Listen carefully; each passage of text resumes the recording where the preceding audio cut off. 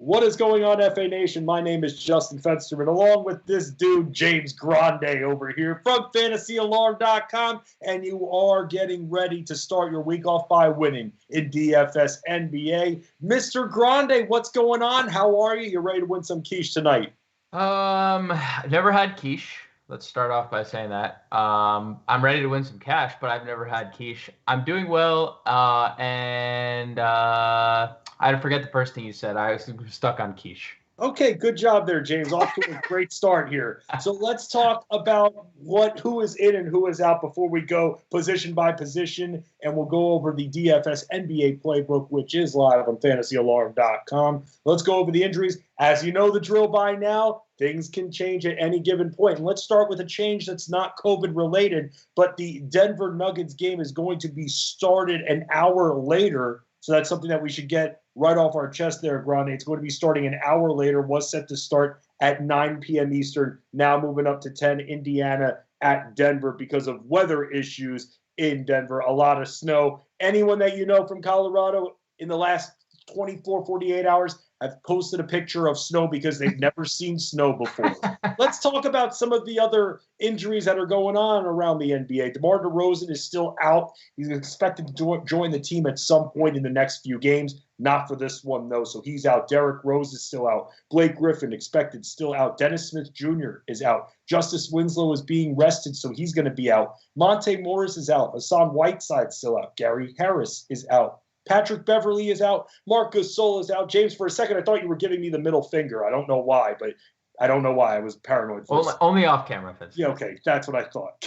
Cam Johnson, he's going to be out. Elfrid Payton currently doubtful with the hamstring. Serge Ibaka questionable with the back injury. Raul Neto is questionable as well. Davis Bertans is questionable with the calf injury. Wayne Ellington doubtful with the groin injury. Jeremy Lamb questionable with the knee injury. And then other things that we have to note, LeBron James, Kyle Kuzma, Emmanuel Quickley, all probable. Not a lot of injuries thus far, Grande, heading into this slate.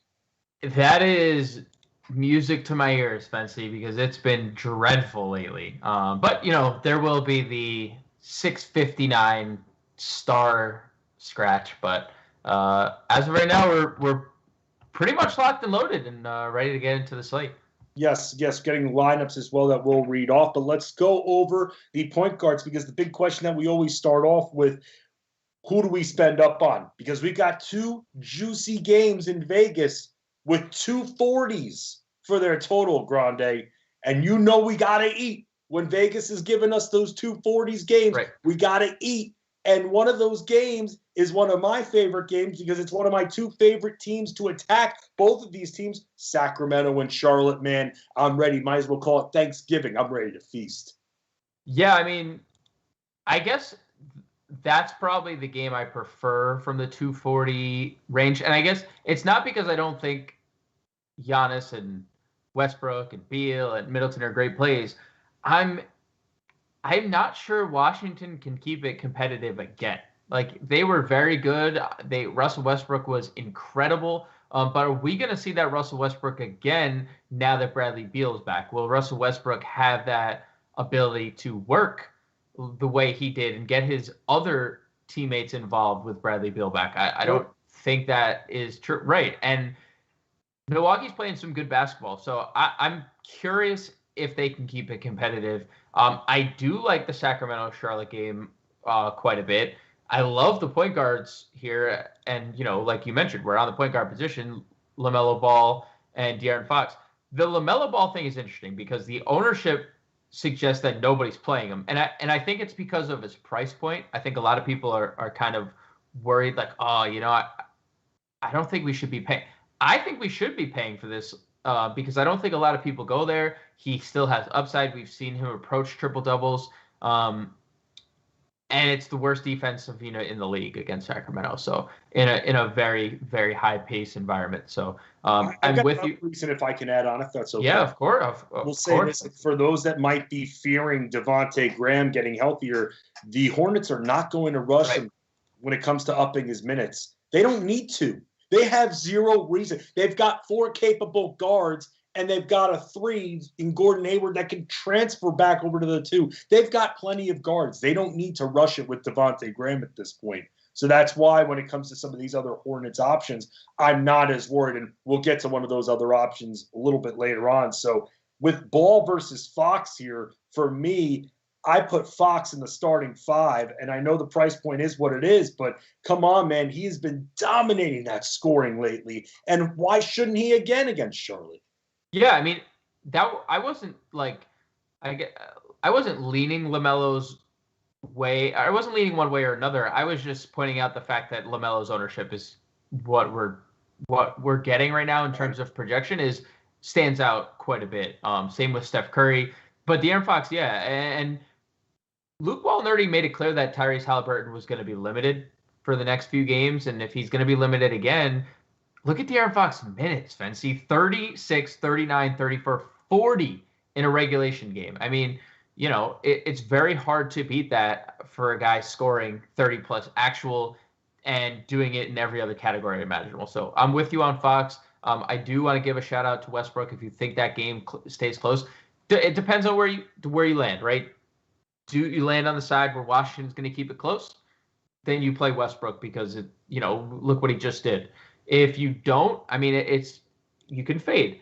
And then Luka, there's no Pat Bev, and there isn't necessarily a matchup that Luka can't exploit. And if you want to, tout Paul George defense, well, that really hasn't been a thing this year. The Clippers are a bottom 5 team against shooting guards, which is where Paul George is playing this year. So if he is to slot over and guard Luka, that's not really concerning me all that much this year. So shout out to Luka, shout out to Russ at the top, and shout out to Curry, who nobody's going to play second night of a back-to-back after a big win against Utah last night. So, and don't forget a shout out to yourself as well, James, because for those that would think Paul George playing shoddy defense, no way. It's a new year. Yep. It's not the same year. You can't just go by. Yes, maybe certain player has been one of the staunchest defenders over the last decade. We're talking about this year specifically. Right. And one of the big reasons why it took me a while to figure out the Clippers, and I'm still figuring them out,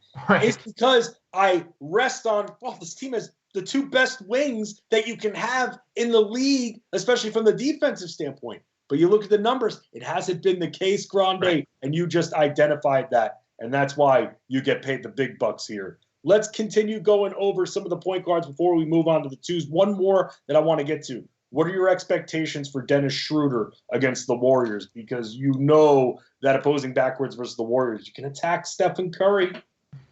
Yeah, and sure, someone who can get to the rim, and they don't have much rim protection either. Draymond, again, another guy who hasn't lived up to his defensive prowess.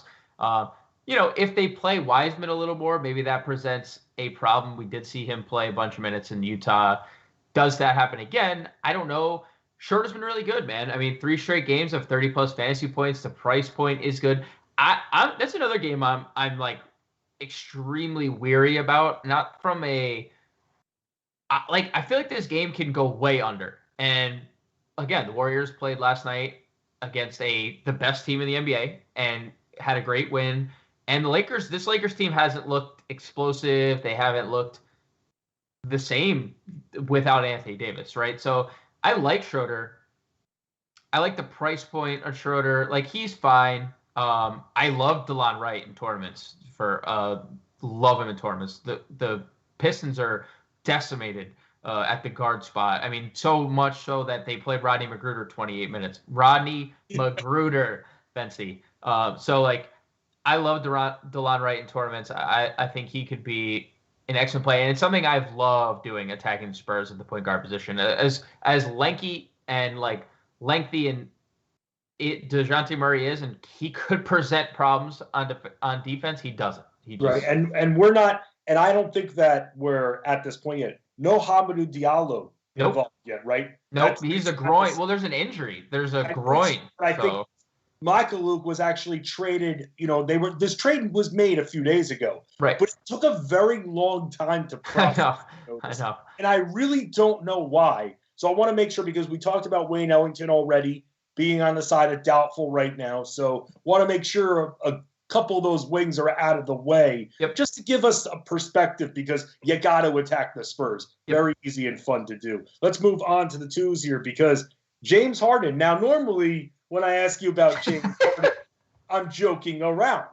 However, is this maybe one of the few matchups that you're a little weary on James Harden only because of how disciplined the Knicks backcourt has been, who's been essentially carrying this defense? First off, how happy are you to say that? Look at your smile. Like, how happy were you to even just say that out loud? Because it's true. Like, the Knicks have been... It's weird, man. They have been so good defensively as a unit. And you're right, the backcourt. But, like, as a unit, like, collectively, other than the center position where you can really torch the Knicks. Oh, yeah. So I always like to point this out, Fensty, and I'm not going to miss the opportunity to do so tonight. When you have a slate with stars, right? And any slate, really, and you get a star like James Harden at sub X% ownership, right? Draft forecast. You see that he is not going to be up there with the likes of Giannis or Luka or whoever else you want to spend up on, whoever else the masses are spending up on. That is leverage, and that is what you use in tournaments to your advantage, right? If you were to get James Harden at 5%, Fensty, and he goes for 100, because let's face it, like, we've seen that, right? We've seen James Harden give us a 40-point triple-double. That's tournament leverage. So, yes, I agree with everything you said, but there are certain players that matchups don't matter. I think James Harden falls into that category, and I don't think that's crazy to say.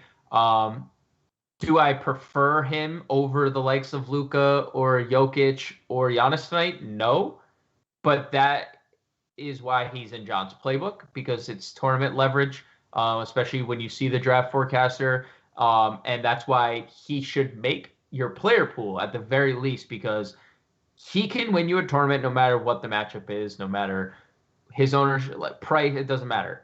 If James Harden has that night where he goes 40, 15, and 10, and you don't have him, or you do have him, you are likely going to win a tournament. So that is what I'll say about Harden. But again, he is not my top spend, but that is the leverage I would like to use for Harden in tournaments. I'll say this as well, within a very exposed front court that he'll be facing. A lot of give and goes can result in even more assists too. So just that's something to think about as well. He has been massive when it comes to the dime. Yeah. Let's talk about other shooting guards that we like tonight. Where are you thinking of spending? I mean, when you look at what John is thinking about, I mean, he has Paul George, but then we go down to that value tier after that. Yeah. So who stands out to you when it comes to a nice value shooting guard? Well, I think it's a nice bounce back for Buddy Hield, who both Sean Mitchell played the other night. We were both in on Buddy Hield, and he let us down. But we mentioned it at the top when we were talking about De'Aaron Fox. Tyrese Halliburton's still limited, so Hield will see extensive run. And he's been playing a lot with Halliburton, too. They've actually turned to Buddy Hield quite a bit this year, more than I thought they would, especially after last year. It was very strange to see him just kind of axe out of the rotation. But it's a really enticing matchup. We already talked about it, 240 game total. Tournament play for sure. It's not anything you trust in cash. I definitely think Buddy Hield's in play. Josh Jackson is intriguing as it gets, because we saw his price creep up over 6K in a similar situation where Detroit was decimated by injuries and they didn't really have a lot of scoring options. Well, here we are again. They don't have a lot of guards. They're in a really good spot against the Spurs, and Jackson's price has creeped down all the way to 5,200, 5,400. And I know the minutes, you'll stop and say, oh, well, Grande, the minutes haven't been there. Well, you know, they really don't have a choice at this point to play the guy, just based on who they have. And if they do want to stay competitive, and if the shot is falling, like, he's staying on the floor. So I think Josh Jackson makes for an extremely intriguing option. And then there's two guys, and I just can't believe that FanDuel priced him this way, Fensty. I just looking at it pisses me off. Emmanuel Quickly, 4,600. We already figured Derrick Rose is going to be out because he has the worst case of COVID protocol ever. And then Karis LeVert, like this, it's frustrating. Shout out, I didn't know he was drafted by Indiana. Throwback. So full circle here, Fensty. 27 minutes in his return. And I was a bit surprised. I was 100% surprised. But why is he 4,100 knowing that he played for 27 minutes 2 days ago, right? So your algorithm had 2 days to, like, even if you can adjust that algorithm to, like, okay, let's not make Karis LeVert, who was priced at $9K earlier in the year based on how good he was. This is probably where I'm going on FanDuel, and this is probably why you don't see James Harden's ownership where it is, or where theirs is, right? Because you can just punt quickly, LeVert. Now you got two guys under 5K that can literally both go for 30, 35, 40 fantasy points. Quickly, I mean, Frankie Smokes started, right? Played 7 minutes the other night. Who cares? Like, it's going to be the Quickly show. So all these guys, the shooting guard, are great. Nice plays, nice pit. If you're playing on FanDuel and you don't play Quickly and LeVert, I think you're kind of behind the 8 ball, unless you're making a sneaky pivot to James Harden. But I think all roads lead back to Quickly and LeVert. Go Harden and one of them on FanDuel. Boom. Right. There you go. There's your balance. Let's move on to the threes here because, man, I know with the Clippers, like I said, not easy to figure out, but I love attacking Dallas, bro. I know. Man. We attacking them with Kawhi? You thinking? I mean, the one thing I will say about Kawhi is you generally don't get him at high ownership. And I think on tonight with, like, a lot of star power, I think that remains true. So I think you can go back to the well. I like the price point across the industry. I don't know how many shares I will have, but I mean, if you're, let's say, double spending down at shooting guard on FanDuel, you're going to have a lot of money, right? You just are, because those dudes are so cheap. So you can comfortably fit Kawhi plus probably 2 stars. So yeah, I'm okay with it. I think shooting guard, or small forward rather, is pretty much clear cut the worst position on the board. I don't think that I'm going out on a limb saying it, but I do think it is. It's ugly. That's one of the reasons why in the starting 5 I put Gordon Hayward in there, because I just felt like I couldn't figure out some of the other matchups, and I just felt it was the easiest one to figure out because, like you've said, and I'll continue to say, Sacramento's defense is just plain horrible, and I'm not afraid of Devontae Graham at this point. So I think that still, if we're going to get that value on Hayward in the mid 7Ks, why the hell not? Yeah, I mean, it's been depressing to see his numbers dip with Lamella Ball in the starting lineup, because it has. And it's I mean, when somebody who dominates the ball that much enters any lineup, everyone else is going to suffer, right? Especially Gordon Hayward, who's a pretty ball dominant player himself. He's a very good playmaker.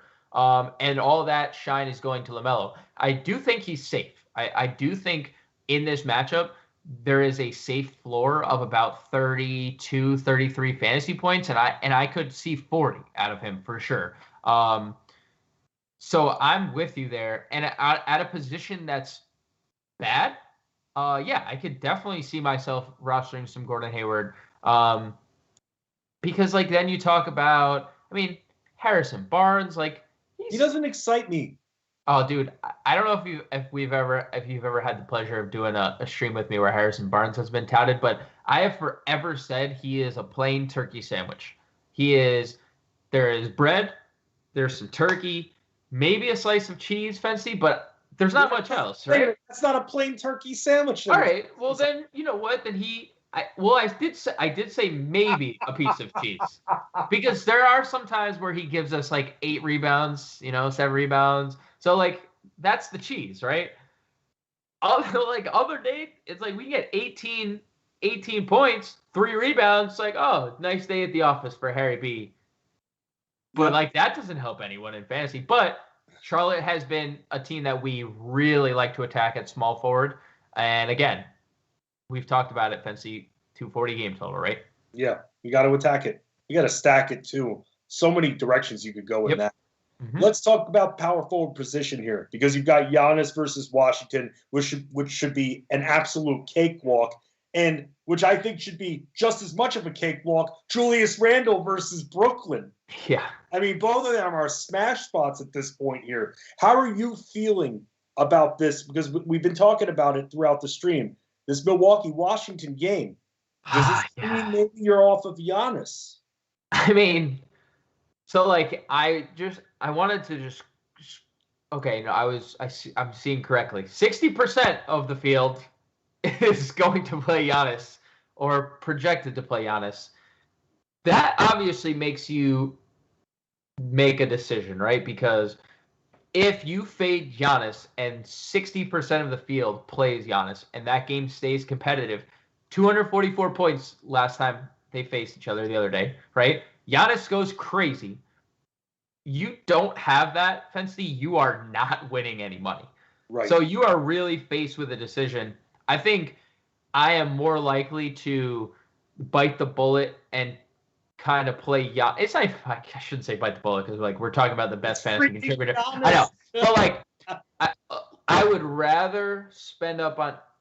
I'll restart. I'd rather spend up on Giannis and risk blowout than spend up on Westbrook and risk blowout. How about that? Because I think that it wouldn't be right of me to be like, oh yeah, totally in on Giannis, but not in on Westbrook because that's kind of.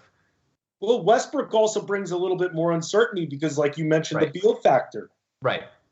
So with Giannis, you know where that ball's going most of the time. Right, and we've seen 29 minutes of Giannis end in like 65 fantasy points. So, I mean, I think, and as much as I like Julius Randle, if there was like any situation where I could spend, if I had that like $2,000 more, I mean, right?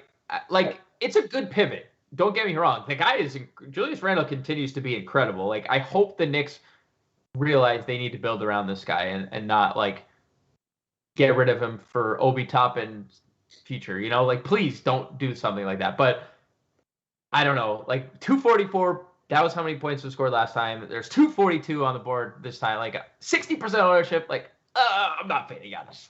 Okay, so for the 40% of us that play on FanDuel who may want to go in another direction here, let's talk about some of the other options that we could potentially pivot to because you were mentioning with Draymond Green, maybe not as helpful from the production standpoint. I put Jeremy Grant in the starting five, and this was before, and if this wasn't going to make a difference regardless, I didn't think DeRozan was going to be playing in this game. But now that he's out, I like him even more. Just take someone out of the lane, a lanky guy out of the lane. So I like Jeremy Grant there. I just, can he please just grab 7 boards tonight? I know we've seen it a little bit more lately, but we can't just have him score 20 points and then 2 assists and 2 rebounds. I need more. I'm with you because I seemingly play Jeremy Grant on the 3 rebound games as well. And I don't get Jeremy Grant on the 8 rebounds, 4 assists, 30-point games. That's just not the night I ever get Jeremy Grant. But I think to your point of DeRozan, it also like, yes, the Spurs are in a back-to-back, but it also will keep this game more competitive. And not to say the Spurs are like these world beaters, but Detroit is bad, right? They're a bad team who an injured team too. They're wounded. So I like Grant quite a bit, especially on FanDuel. Like you need to play second power forward on FanDuel. We've already talked about really good value at shooting guard, some solid lower tier point guard. So I do think you can spend up in this mid tier for your second power forward. And I did mention Draymond, but I like him on the flip side, offensively at least, because the Lakers front court is a mess, Fancy. We talked about this on the last live stream. They are a mess. But do they get Gasol? Is he out? So here's the deal with Gasol. I was actually just about to ask you about this. So Gasol's still out. Now, when Gasol comes back, though, I think he's going to be out of the rotation. Probably too. He's going to be out of the rotation. So Jim Bowden, if you're watching, I hate to say I told you so, but just ask you this. GPP, Keith Morris. We going in on him? I mean, this is someone, I was suggesting him for season long in waivers. Yep. Someone's got to get minutes there. It can't be just Trez. So like they flip-flop between him and Kuzma. That's the problem. And I like them both. And I think they can figure out a way to play all of them. LeBron, Kuzma, Markieff.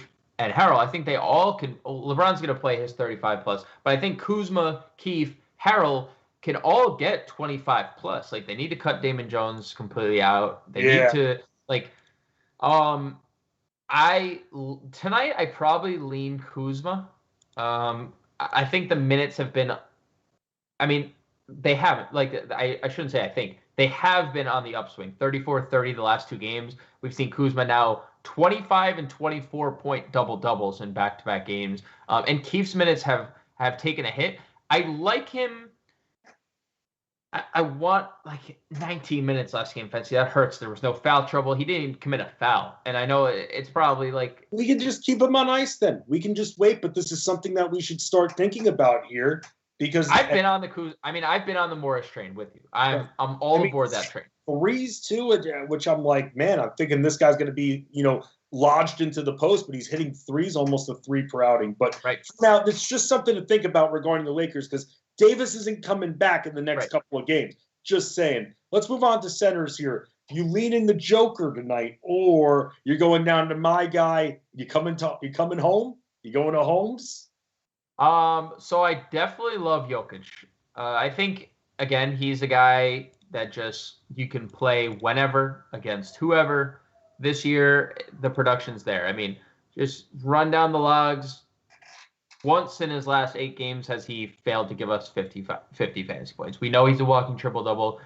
Don't need to really, go too much further into detail on why Nikola Jokic is a good play. But I do love Richaun Holmes. And, I mean, it's been consistently the approach that we take is to attack Charlotte in the front court. We've talked all stream about this game. We've touted how many points offensively. Cody Zeller isn't scary defensively. If they put Biyombo, PJ Washington, whoever they decide to go up against Holmes, is going to have problems keeping him off the glass, especially. And I think that's where we could really see Holmes thrive tonight. He should be more popular than he is projected to be. He's not, because they played a few games ago and he didn't perform as well. But then if you look in the game since then, you're seeing the back-to-back 20-point games. Mm-hmm. You're seeing that he's still rebounding. He actually, because I put him in the starting 5, I know this off the top of my head, a couple steals as well against Charlotte last game. So I'm thinking that better performance. I said it on the video. I'm saying it right now. This is where I think you go if you're not going Jokic. Valanciunas and Phoenix, I have a weird vibe about that, man. Normally I go Joe Val in that price range. I just have this weird vibe with him tonight. And when I have a weird vibe, then I'm not going to play with what I think is fire, and I'm going to go with Holmes. I mean, look, even you saying that Holmes had a bad game, he had 30 fantasy points against Charlotte. Like, that's not at this price point. Like, if you were like, Richaun Holmes got me 30, like, you can easily still cash, right? He's 6,400. We're only looking for 32, 33 fantasy points. So it's not even, that wasn't even a bad game. 2 more rebounds, he has a double-double, and he hits you 5x, right? So the Joe Val thing, I will have him in my player pool, I think, moving forward, as long as he's playing 30 minutes. I'm just going to say that. And I'm not disagreeing with your vibe, but I have always forever touted my love for Jonas Valanciunas being when he gets 30-plus minutes, and that's where we are right now, 3 straight of 30-plus. And look at the production with it's not just the minutes, the production is not lagging. It's right there with it. No, so. You're right, and you're right. I just, again, for what you guys can take away, you can't go wrong if you're not going on Jokic. You can't go wrong.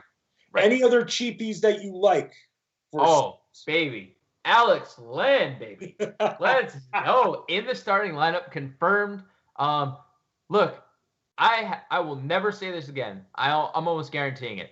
Alex Len looked very good on both ends of the floor in that game against Milwaukee.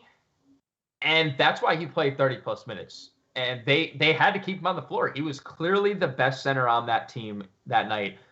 6 and 37, if you want to go that direction. Also, we were talking about with Serge Ibaka as well and being questionable, Ivica Zubac is at 44 and 46 as well. So you got a couple of mid-tier options in Joe Val and Holmes, and then you got Zubac and you've got Len all in the playbook. Grande agreeing, your boy Fensty as well. Give James a follow at _real_Grande on Twitter. I'm at Fensty Sports. Get those lineups set Get in the chat. And remember, Denver, Indiana, moving to 10 p.m. Eastern. Let's win.